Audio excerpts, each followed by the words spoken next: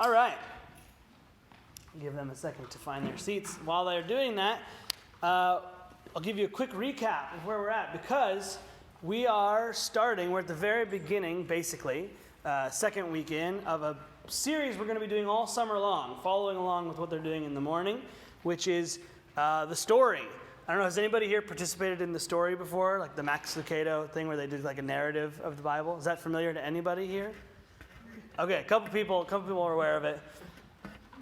So, they're doing that in the morning. We're going to follow them here, so you guys are going to get my take on the passages that Pastor Steve has picked out. And I got to say, he's picked out some weird ones. For example, today is our only week on Moses. We're just going to get all of Moses out of the way today. We're jumping straight from Abraham to Moses. But Pastor Steve was here last week, and he kicked us off, and we started with, as I said, Abraham. And that sort of marks the beginning of the journey of God's plan for a new relationship and a new kind of humankind and God relationship. So, really quickly, I wanted to address, because he didn't really talk about it last week, if anybody was wondering why he didn't start with, creation, Adam and Eve. It's usually where stories of the Bible start. Two things. One, partly because trying to do 31 weeks in like 15, so something's got to get cut somewhere. And two, I think another bigger reason is when you look at the Bible as one big story, the first 11 chapters of Genesis are really more of a prologue to the story, which is not to comment on their importance, their usefulness, their historicity, anything like that. But in the grand narrative of even just the book of Genesis, the first set of chapters are exactly what a prologue does in any kind of novel, right? It sets the scene, gives you the context for then what the rest of Genesis is, which is the story of Abraham, Isaac, and Jacob and his sons. So that's why we start with Abraham, because really, when you get to Abraham and that promise, that covenant that God makes with him, that's the beginning of the through line of the story that's going to last all the way to the end. Today, we're going to have to go all the way from Abraham to Moses. So what I'm going to do really quickly is like the 5-minute or less recap of the rest of Genesis and the beginning of Exodus. And actually, the passage that Steve picked out is the Ten Commandments, Exodus 20. So I'm going to give us most of Exodus as well in this roughly 5-minute recap. So let's see how we do. Here we go. So we had Abram last week. God makes the covenant with him, changes his name from Abram to Abraham, father of many nations now, not just father. And he and Sarah at 190 or so, not 190 each, but 190. Sarah has a baby, Isaac. Isaac marries Rebekah. They have 2 kids, Esau and Jacob. Esau's the eldest, but he gives up his birthright in exchange for a cup of soup. Terrible exchange. And Jacob gets the promise, and so the narrative follows Jacob and his line from there on out. Jacob has all kinds of adventures. He's a trickster, and he winds up with 12 sons by 2 wives and their concubines, and those become sort of the founding fathers, if you will, of the 12 tribes of Israel. The tribe names take their names from the 12 sons. One of those sons is Joseph. He's the favorite. He gets sold into slavery by the other 11 and gets sold to Egypt, where God takes him from slave and in prison to second in command of the whole country, basically, helping to shepherd them through a famine. And God uses that position then to not only save Joseph's brothers and his father and everything, but to bring them to Egypt. So the whole clan moves down to Egypt, and then Genesis ends with the death of Jacob and everybody sort of happily ensconced in Egypt with their own little parcel of land in kind of the Sinai region. Okay, bam. 400 years later, we pick up with the start of Exodus. Big old jump. And we've got this group of people, these 12 sons and their wives and however many there were, has now become a full-fledged people. And they were living comfortably side by side with the Egyptians, but over time, the Egyptians forgot about Joseph and everything he did for them, and remembered that there's this big group of foreigners who's starting to take over and grow really, really fast. So they put them into slavery. So they're being forced to do manual labor, to do a lot of the building projects, and they're still growing. Even in slavery, they're just growing. They're having babies like crazy. And so the Pharaoh decides, we're going to kill all the newborn sons of the Hebrews. The midwives disobey. They start hiding babies. So Pharaoh gets rid of the midwives and starts over. And one lucky baby in this second purge is put into a basket and picked up by an Egyptian princess, and that is Moses. And Moses is fortunate enough to be raised by his own mom for a little while. Then he goes back, he lives in the palace. He grows up, he knows he's a Hebrew. We don't really know how the whole thing worked. He clearly knew that he was Hebrew, even though he grew up with the Pharaoh, because he sees, as an adult, a Egyptian beating a Hebrew and says, hey, those are my people. And he kills the Egyptian who was doing that, and then flees the country, hightails it out of town, and goes to live he winds up in Midian, where he finds a wife, he becomes a shepherd. End of story. If this was any other person's life, that's it. You're done. You got a happy ending despite murdering somebody, right? You're good. But no, God has another plan. He takes his sheep out one day and sees a tree that's burning up, or that's on fire but not burning up. And the tree speaks to him, and it's God, and tells him, go back to Egypt, the place where you're wanted for murder, and you are going to bring my people out of slavery. So God sends Moses back. Moses doesn't want to go. He goes anyway. He's very reluctant, but he eventually agrees to go. He goes back, stands up to the Pharaoh. Then Pharaoh's obviously not going to let his slaves go just because he wants his slaves. He's not going to just let them go. So God sends 10 plagues, the last of which is all the firstborn children of the Egyptians, or anybody who doesn't put the blood over the doorpost, the firstborn son dies. They die. Pharaoh's finally like, get out of here. I can't take this anymore. Then they get about 5 miles out of town, and Pharaoh's like, nah, I changed my mind. I want my slaves back. But God opens the Red Sea. The Israelites cross through.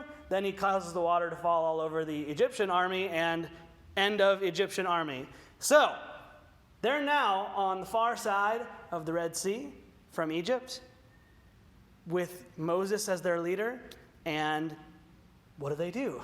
Well, God starts telling them, just follow me. And I'm going to show up as a pillar of fire by night and a cloud by day, and I'll lead you where you need to go. And eventually he leads them to the base of Mount Sinai, which is where we pick up today.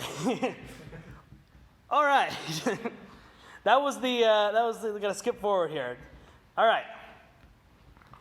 So, the reason I do all of that is because, obviously, we're telling the story of the Bible. But what we're going to read today, and part of it's in the bulletin, otherwise you can pull out a Bible, whatever works best for you. But we're going to look at Exodus chapter 20, verses 1 through 17, which is the Ten Commandments. Some of us probably have most of this memorized. But let's go ahead and read it. I'll read it for us. And God spoke all these words. I am the Lord your God, who brought you out of Egypt, out of the land of slavery. You shall have no other gods before me. You shall not make for yourself an image in the form of anything in heaven above, or on earth beneath, or in the waters below. You shall not bow down to them or worship them. For I, the Lord your God, am a jealous God, punishing the children for the sin of the parents to the third and fourth generation of those who hate me, but showing love to 1,000 generations of those who love me and keep my commandments. You shall not misuse the name of the Lord your God, for the Lord will not hold anyone guiltless who misuses his name. Remember the Sabbath day by keeping it holy. 6 days you shall labor and do all your work, but the seventh day is a Sabbath to the Lord your God. On it you shall not do any work, neither you, nor your son or daughter, nor your male or female servant, nor your animals, nor any foreigner residing in your towns. For in 6 days the Lord made the heavens and the earth, the sea and all that is in them, but he rested on the seventh day. Therefore the Lord blessed the Sabbath day and made it holy. Honor your father and your mother, so that you may live long in the land that the Lord your God is giving you. You shall not murder. You shall not commit adultery. You shall not steal. You shall not give false testimony against your neighbor. You shall not covet your neighbor's house. You shall not covet your neighbor's wife, or his male or female servant, his ox or donkey, or anything that belongs to your neighbor. I imagine that we all know the Ten Commandments pretty well. I don't think, just glancing around here, I don't know all of you super well, but I think we all are pretty familiar with the Ten Commandments, because even people who grew up outside of any organized religion are usually at least vaguely familiar with the Ten Commandments as one of the basic moral codes in our world. But for all of the simple beauty of the Ten Commandments, they're merely the first representation of a much larger law that God gives to the Israelites, which is the rest of Exodus and most of Leviticus, Numbers, Deuteronomy. So like the next 3 books of the Bible are basically full of the law and retelling the law and expounding on the law and exploring the limits of the law, all those sorts of things. As Christians, we sort of have this unique challenge when we approach the law of God found in these books. Because if you've spent any time in church growing up or currently, you've probably become at least a little familiar with Paul's teaching that we're no longer under the old law because of Jesus.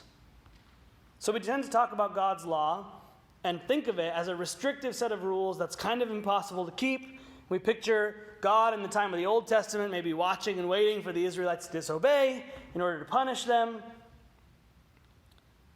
I think we all know that that's a little bit maybe exaggerated, but we may not be able to articulate why the law would matter to look at all today. If we're not bound by it, and all it did was show us how bad we are, then why focus on it now? We've got Jesus now. What do we need the law for at all? Well, while it's true that the law did show us our need for Jesus, not denying that, it's also true that the law handed down to Moses on Mount Sinai was not just a bunch of hard rules to follow, based on the capricious whims of some God in the sky. One of the most fundamental misunderstanding that we have of the Old Testament law, because we usually have this contrast between old law and new law, right? Old covenant, new covenant, is that we think the law was meant to bring salvation. That somehow the law was Jesus before there was Jesus, and Jesus is just a way better version of doing things. We have this idea that the Israelites thought they could be saved from sin by keeping the law strictly enough. Like if they were good enough, they thought they were going to be saved that way. And I think some of that is because of the way Paul talks about it. It sort of sure sounds that way. But Exodus chapter 20, and all the story that I just went through super quickly, tells us a little bit of a different story. Exodus 20, verses 1 and 2, I'm going to read again real quick, says, "And God spoke all these words, I am the Lord your God, who brought you out of Egypt, out of the land of slavery." And then verse 3, "You shall have no other gods before me." Only when we have the context of the story can we see that the law was not given to lead the Israelites to salvation. It was given to them after they had been saved. The people of Israel had just been freed from slavery, brought out of Egypt. God was leading them towards the land that he'd promised for them, the land he'd promised to Abraham, a place where they could become the nation, the people of God, that are defined by faithfulness and peace, like Steve talked about last week.